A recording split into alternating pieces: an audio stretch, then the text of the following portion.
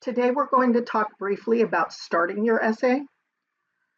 That includes the title and the introduction. So for your title, the first thing you want to think about is that it needs to capture your reader's attention.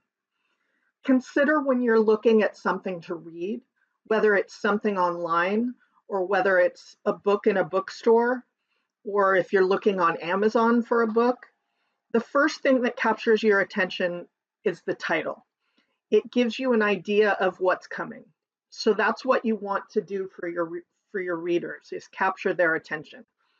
Part of that is also hinting at the essay's topic and possibly the point of view on that topic.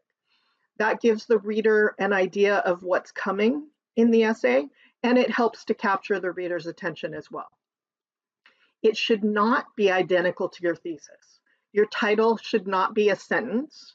It should be just a hint to capture the reader's attention, not a complete statement of what you're trying to prove. Then the introduction should offer a context for your ideas. It should offer enough background that the reader understands the context of what's coming. And it should hook your audience. It interests them in reading more. So in that way, it does a similar job as your title. That could include asking a question, because questions make us want to answer them. And so the reader wants to look through your essay to figure out how you're answering those questions. It could use a quote, because we like to listen when other people speak, especially when that quote is by someone famous, someone well-known. That might have an impact. You could use humor as long as it fits your topic. You don't want to use humor if it's a really serious topic, because that's not going to fit the tone of your essay. But we like to laugh, so if it fits the tone of your essay, then humor can work. You might say something shocking so that the reader wants to see where else you're going, because you've shocked them into wanting to see what else you say.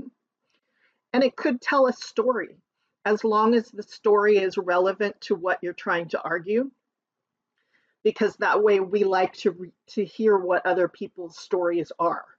And so that can interest the reader.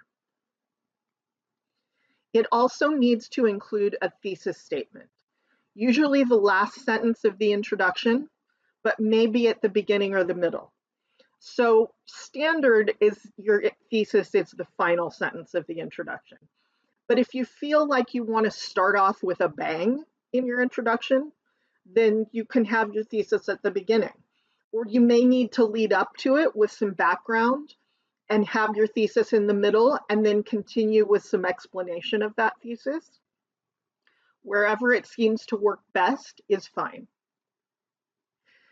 The thesis has to state the direction or focus of the essay. It tells the reader what you're trying to talk about in your essay. But mostly it offers the author's point of view on the topic. It tells the reader what you're trying to argue. It's the point you're trying to make in your essay. What are you going to support in your essay? What is the reader hopefully going to believe by the time they've finished your essay?